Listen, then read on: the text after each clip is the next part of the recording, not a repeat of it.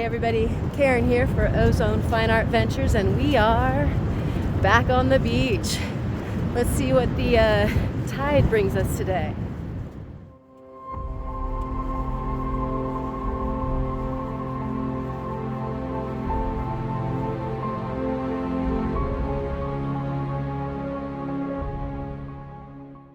Every time you walk the beach, it's beautiful in its own way. These oceanscapes are magical, and every time it's different. Each year the seasons progress. Sand gets loaded onto the beaches by tides, current, and winds, only to get raked back off the beaches violently in wily winter storms. U.S. Geological Survey and OSU have discovered that shoreline change rates in this area have averaged more than 1 meter of erosion a year since the 60s. Those eroded cliffs contain treasures that become part of the gravels when the tons of sand are removed. And there's our culprit now: massive waves and surge caused by the storms and the king tides. According to the Oregon King Tides Project, the term king tide is a non-scientific term that refers to the highest winter tides that occur each year. These extreme high tides occur when the moon's orbit comes closest to the Earth's orbit is closest to the sun, and the sun, moon, and Earth are in direct alignment, thereby increasing their gravitational influence on the tides. Well, it just tailed on us, but I do have my first bone of the season.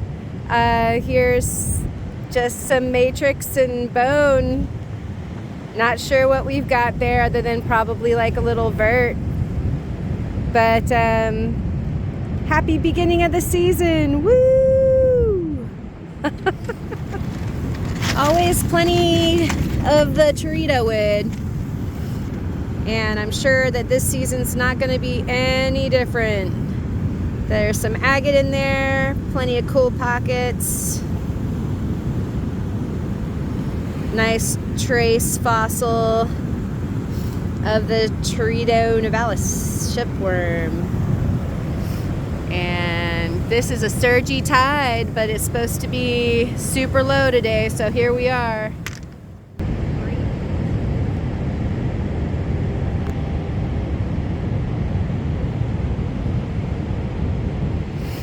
Agatized petwood in some matrix. And sadly, somebody who didn't ride out the storm okay. Such is the circle of life. We'll find your fossil some great period of time in the future. There are plenty of seagulls serenading us from overhead, but the Bird Alliance of Oregon says you may also see snowy plovers, Brandt's cormorants, common murres, brown pelicans, surf scoters, pigeon guillemots, rhinoceros auklets, and oyster catchers, to name a few. We also see pelagic birds that get blown in on the storm, like our poor friend on the beach, for instance storm petrels and even black-footed albatross. I've watched bald eagles fight for food with prairie falcons and osprey that nest here, as well as great horned owls and an assortment of hawks. When fossil hunting on the beach, keep an eye out for the rare hollow bone. It could be an ancient ancestor to one of those birds I mentioned. Well, here's a little find. I was hoping for some bone, I usually am, and there's something in this rock and it continues over to this side. So we're definitely looking at a fossil-bearing rock, but what is that ridge line? Right there and right there. Shall we take it and figure this out? Okay, for you Jasper lovers, I'll stop for this one. I think some of you would be upset if I didn't bring this one home, huh? I guess I don't mind. It's the beginning of the season.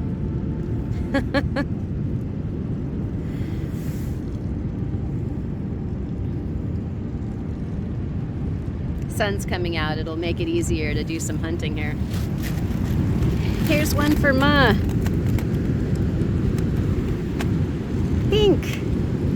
That's kind of rare.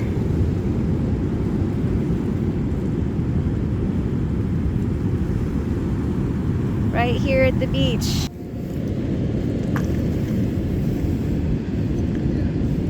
Great little fossil. Great condition. Wow. Take a closer look at that a little later. Beautiful. Here's another one.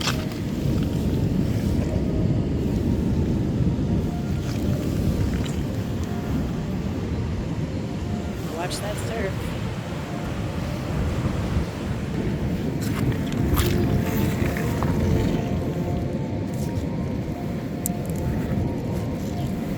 Please go lower.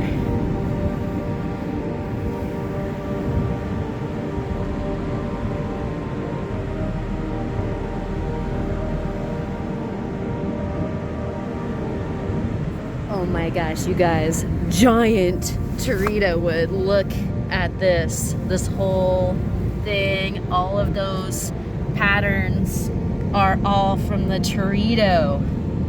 You can even see some wood grain right here. I'm gonna try not to get hit by a wave. We're in sort of the tide pools right now. Unbelievable. That's definitely the biggest piece of teredo wood I've seen on the beach. Woo! Wow. Check that out. There's some of it right there. More wood. Wow. Hope that gets uncovered. Nice. And when I say uncovered, I mean that I hope that the sands keep getting removed from here. Sometimes great washouts occur when feet of overburden are removed. Other times, the tide gives you a little peek, and then it buries the treasure for the next time, whenever that is. So back to the teredo wood, or Dorito, or Cheeto wood. I'm referring to wood that was bored out by the Teredo nivalis shipworm. We see the fossil castings of the bivalve mollusk, and some of the fossil woods as well. As we walk, we see other fossil bivalves and gastropods, and have the opportunity to find marine mammal bones, including those from ancient whales, dolphins, and sea lions. Fossil fish bones are also present, including ancient shark vertebrae and the rare prize teeth.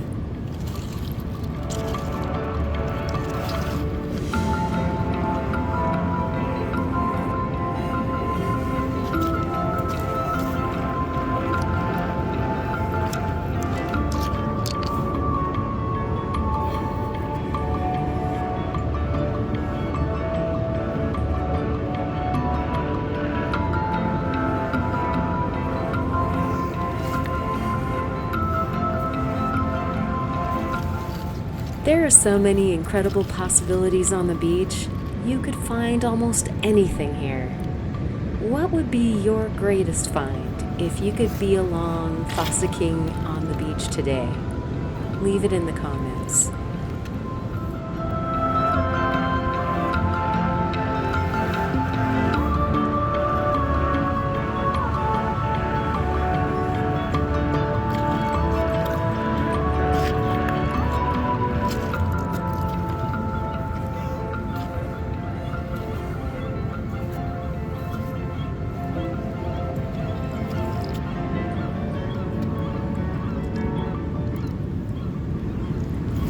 Have we here? Oh, oh dear. Is that some bone? I believe so. Some other stuff, but looks like bone. Probably take that and see what it is. I think we have a little bone here.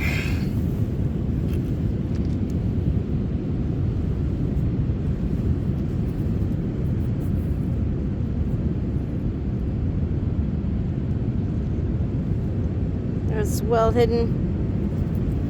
Check that out back at the house. There's a hang glider out there. and a beautiful sunset, and here comes the waves. Well, thanks y'all for coming. It was super good to get back in the sand, and we have a few things to check out in the studio, especially underneath the microscope. What about those bones, huh? So we'll go back and do that. I'll see you there.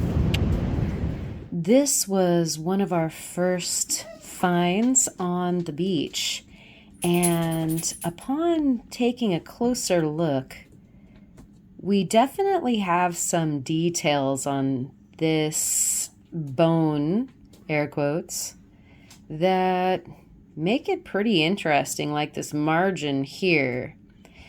And it definitely has a telltale organic structure to the interior as opposed to the matrix, but I am stymied as to what this guy is. So we're going to take a couple more looks at it. Here we are up close and personal. At about 30 times magnification, we're seeing that margin even closer. There seems to be a shell or rim to the organic matter against the rock matrix. It also has almost a scalloped edge. In addition, there's a cool hook shape. What are we looking at?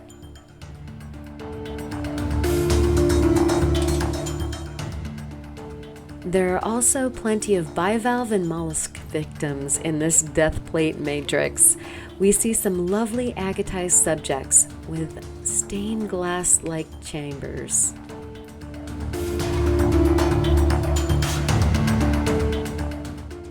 Here we have what looks like a tiny fish vertebra, that hourglass shape there.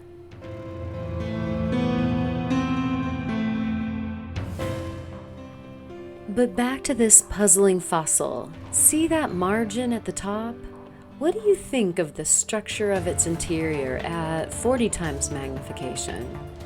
This is a really interesting find, this first one of our season.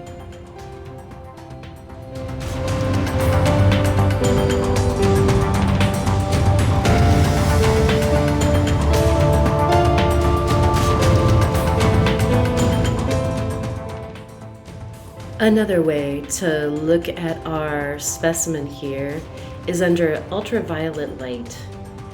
We'll take a closer look at our margin here in different lighting to give it a different kind of contrast. But also, we can see how the UV is definitely bringing out some of our other fossilized friends on this landscape of matrix. Beautiful agatized spiral gastropod shells. Definitely indicating that this is a death plate or a death event that this poor other larger boned or shelled animal took part in. It also delineates that this here mass that is part of our quote-unquote bone is different material than this over here, which wasn't abundantly clear when we were looking at it underneath the microscope even. So changing your light can definitely help to change your perspective. Remember this one? This is an interesting specimen that we found on the beach as well. And it has got this amazing bot-filled area, a crevasse, if you will, that we need to check out underneath the microscope for sure. Some really interesting mineralization on this that doesn't help us much with identification, although it is quite beautiful.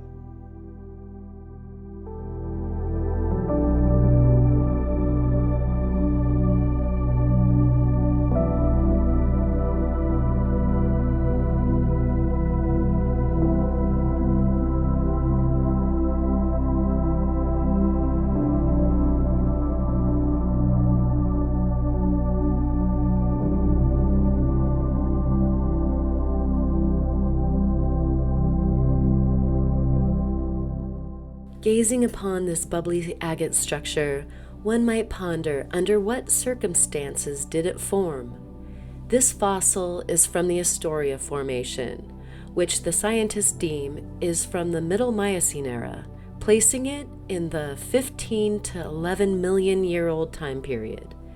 We know there was plenty of volcanic activity and water sources to enable silicates to mineralize many fossils in the making.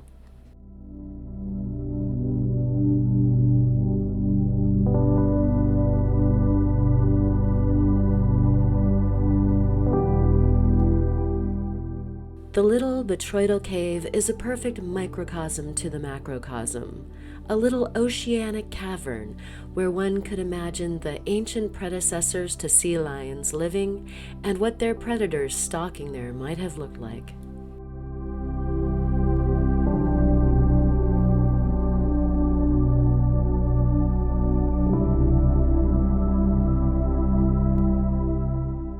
As we travel down the terrain of this fossil, you can observe different textures and crystal habits within the organic structures.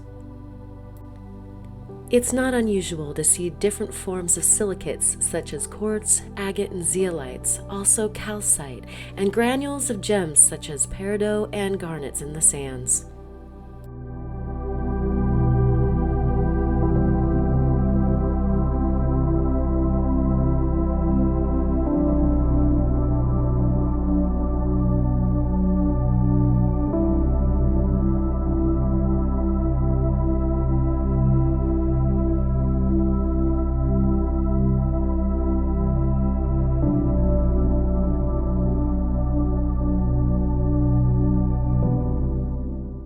As we're spying around for such things, we might happen upon a surprise, a shape that doesn't quite fit its surroundings.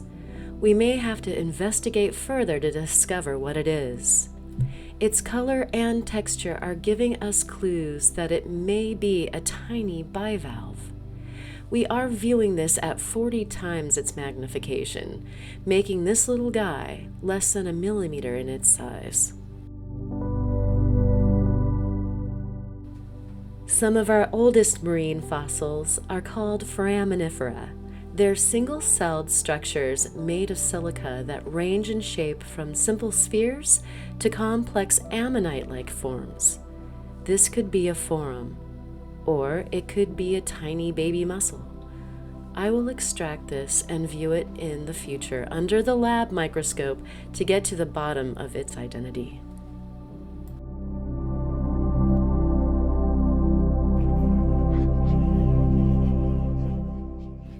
It's incredible to peer at the very, very old and wonder what this coast might have been like, then to be surrounded by the present wildlife and be struck by this enduring beauty. Thank you for coming along on this adventure. We'll be embarking on many more with you as the king tides and weather sculpt this amazing coast.